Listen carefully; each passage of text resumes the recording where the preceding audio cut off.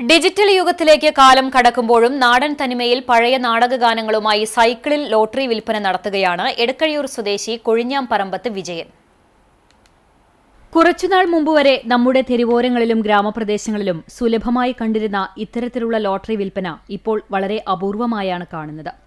പുലരാൻ നേരത്ത് ടൗണുകളിലുള്ള lottery agency കടകളിൽ പോയി തനിക്ക് ആവശ്യമുള്ളത്ര ലോട്ടറി മേടിച്ച് തന്റെ സൈക്കിളിൽ വെച്ച് കെട്ടിയ ബോർഡിൽ ക്ലിപ്പ് വെച്ച് വിൽപ്പന തുടങ്ങും.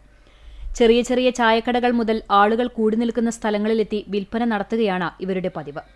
എന്നാൽ ഇന്ന് ലോട്ടറി വിൽപ്പന എല്ലാ മുക്കിലും മൂലകളിലും തുടങ്ങിയതോടെ ഇത്തരം വിൽപ്പനകളിൽ നിന്ന് ആളുകൾ ഒഴിയാൻ തുടങ്ങി. 15 വർഷമായി മുടക്കം കൂടാതെ സൈക്കിളിൽ പാട്ടുപെട്ടിയിൽ നിന്നും ഉയരുന്ന പഴയ നാടകഗാനങ്ങളുടെ അകമ്പടിയോടെ ലോട്ടറി വിൽപ്പന നടത്തുകയാണ് വിജയൻ. ഒട്ടുമിക്ക ജോലികൾ പരീക്ഷിച്ചു നോക്കിയെങ്കിലും ലോട്ടറി വിൽപ്പനയിലാണ് തുടരാൻ കഴിഞ്ഞത്. ചാവക്കാട് ലോട്ടറി ഏജൻസിയിൽ നിന്ന് ടിക്കറ്റ് വാങ്ങി ഉച്ചയ്ക്ക് 3 മണിവരെ സൈക്കിളിൽ തന്റെ പ്രയാണം തുടരും.